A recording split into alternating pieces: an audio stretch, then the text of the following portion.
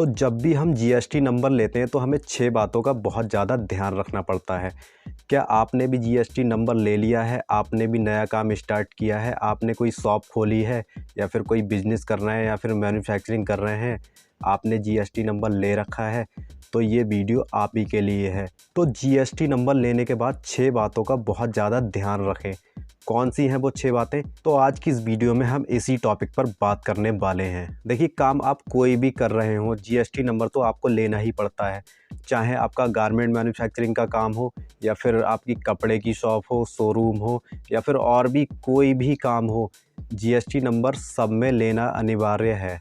तो क्या आपने भी ले लिया है जीएसटी नंबर? तो हम बताएंगे आपको 6 ऐसी ज़रूरी बातें जिस पर आप ध्यान दे लेते हैं तो फ्यूचर में आपको कभी भी कोई दिक्कत नहीं होगी। तो वीडियो को पूरा देखना, तभी आप समझ पाएंगे। अगर आप नए हैं चैनल पे तो चैनल को सब्सक्राइब जरूर कर दें, जिससे आने वाली वीडियो आप तक पहुँचती रहे, क्योंकि मैं इस तरह की वीडियो लाता रहता हूँ दोस्तों। तो चलिए करते हैं शुरू। सबसे पहली बात, दुकान के बाहर साइन बोर्ड लगाएं। अगर आपने नया काम स्टार्ट किया है, नया बिजनेस ओपन किया है, आपने जीएसटी नंबर ले लिया है, तो आप दुकान के बाहर साइन बोर्ड लगाएं।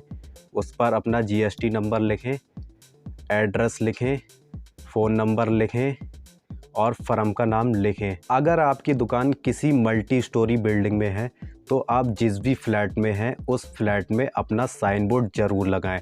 आप चाहे फर्स्ट फ्लोर में हो, सेकंड फ्लोर में हो या और किसी फ्लोर में हो, तो उस पर अपना साइन बोर्ड ज़रूर लगाएं। अगर वहाँ पर नहीं लगाते हैं तो जो मेन गेट होता है, जो मेन एंट्रेंस होता है, आप वहाँ पर एक साइन बोर्ड लगाएं। तो उस पर आपको लिखना पड़ेगा कि इस वाले फ्लोर पर हमारी ये शॉप है, और जितनी भी शॉप हो फर्स्ट पे सेकंड पे, तो सबका साइन बोर्ड अलग अलग होना चाहिए। तो साइन बोर्ड लगाना बहुत ही ज़रूरी है, आप भी साइन बोर्ड ज़रूर लगाएं। ये तो हो गई पहली बात। देखिए, दूसरी बात क्या है, अपनी दुकान के अंदर जीएसटी सर्टिफिकेट ज़रूर लगाएं। जब भी आप अपना नया काम या नया बिजनेस स्टार्ट करें तो जब आप जीएसटी नंबर लेते हैं तो आपको एक सर्टिफिकेट मिलता है, वो आप फ्रेम करवा के उसे अपनी दुकान में लगा लें, क्योंकि जीएसटी डिपार्टमेंट वाले जब भी आते हैं तो वो दुकान में ये चीज़ ज़रूर चेक करते हैं। तो आप भी अपनी दुकान में जीएसटी सर्टिफिकेट ज़रूर लगाना। नंबर 3, करंट अकाउंट ज़रूर खुलवाएं। जब भी आप जीएसटी रजिस्ट्रेशन कराएं, जीएसटी नंबर लें, अपनी शॉप खोलें, बिजनेस स्टार्ट करें, तो उसमें करंट अकाउंट ज़रूर लगाएं। तो फर्म के नाम से दोस्तों बिजनेस करंट अकाउंट खुलवाएं। ऐसा नहीं है कि आपका सेविंग अकाउंट चल रहा है, आप कहेंगे नहीं इससे ही काम चल रहा है तो क्या दिक्कत है, तो ऐसा नहीं है दोस्तों। तो आप बिजनेस करंट अकाउंट ज़रूर खुलवाएं। देखिए, काम तो सेविंग अकाउंट से भी चल जाता है, लेकिन जीएसटी में बिजनेस करंट अकाउंट ठीक रहता है, उसके बहुत सारे फ़ायदे भी हैं। नंबर 4, आपको बिल बुक छपवानी पड़ेगी।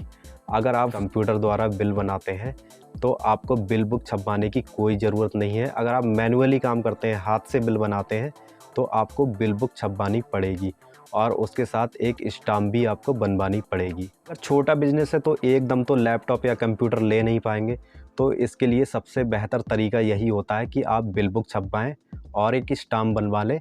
ये सबसे सस्ता तरीका होता है, क्योंकि आप जिसे माल बेचेंगे तो उसे बिल तो देना ही पड़ेगा ना काट के। आपको सेल भी तो दिखानी है कि भाई आप ख़रीद के ला रहे हो, यहाँ बेच भी रहे हो, क्या रेटों में बेच रहे हो, तो वो सेल दिखाने के लिए आपको बिल बुक छपवानी पड़ेगी। नंबर 5, फाइल मेंटेन करें। यानी जो भी आप परचेज़ करते हैं, तो जो भी आप माल ख़रीद के लाते हैं बेचने के लिए, तो उस पे आपको एक बिल मिलता है। तो आप अपनी दुकान के लिए कहीं से परचेज़ करके माल तो लाते होंगे, तो वो आपको बिल भी देते होंगे। तो बिल हैं उनकी एक फ़ाइल बनाएं। जितने भी परचेज़ वाले बिल हैं उनकी आप एक फ़ाइल बना के रख लें। तो जैसे और भी चीज़ें आप ख़रीदते होंगे, मोबाइल ख़रीदते हैं, कंप्यूटर ख़रीदते हैं, दुकान के लिए मशीनें ख़रीदते हैं, फ़र्नीचर ख़रीदते हैं, और भी जो चीज़ें ख़रीदते हैं उनका भी जो आप बिल लेके आते हैं उसकी भी एक फ़ाइल बनाएं। और एक फ़ाइल बनानी है आपको, आपके खर्चे कितने हो रहे हैं, जैसे कि लाइट का बिल और जो रेंट की स्लिप होती है, रेंट की जो रसीद होती है वो चाहिए होती है, और पेट्रोल का बिल चाहिए होता है। और जैसे जो बंदे आपकी शॉप पर काम कर रहे हैं, जो लड़के आपकी दुकान पर काम कर रहे हैं, उन्हें आप सैलरी तो देते होंगे, तो आप वो सैलरी स्लिप भी रखें। इन सब की एक फ़ाइल बनाएं और आप सीए को दिखाएं। सीए अपने हिसाब से सारी रिटर्न आपकी फ़ाइल कर देता है। अब बात करते हैं नंबर 6, यानी सबसे ज़रूरी बात, इसमें लोग बहुत ज़्यादा गलतियां करते हैं। जब भी आप जीएसटी नंबर लें, अपना बिजनेस स्टार्ट करें, तो रिटर्न हर महीने भरनी है आपको। हर महीने रिटर्न भरनी है। ऐसा नहीं है कि इस महीने नहीं भरूँगा, अगले महीने भर दूँगा। नहीं, आपको हर महीने रिटर्न भरनी होगी उसकी। दोस्तों, रिटर्न कैसे भरी जाती है? रिटर्न में ये होता है, जो भी आपने परचेज़ किया, जो भी माल आपने ख़रीदा या जो भी माल आपने सेल किया है, उन सब के बिल आपको रखने पड़ते हैं और आपको अपने सीए को दिखाने होते हैं। तो सीए उनकी रिटर्न फाइल कर देता है अपने हिसाब से। तो आप अपने सीए से पूछें कि रिटर्न आपको कब तक फ़ाइल करनी है, वो एक डेट बताएगा। आप उस डेट तक रिटर्न फाइल करवा दें। अगर नहीं करवाते हैं उस डेट तक, तो आपको 50 या 20 रुपए रोज़ की पेनल्टी लगेगी। तो दोस्तों, रिटर्न हमेशा टाइम पर ही भरते रहना।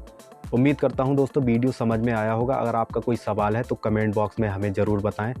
तो जल्द मिलेंगे इसी तरह की एक और नई वीडियो लेकर। तब तक के लिए अपना ख्याल रखें। जय हिंद दोस्तों।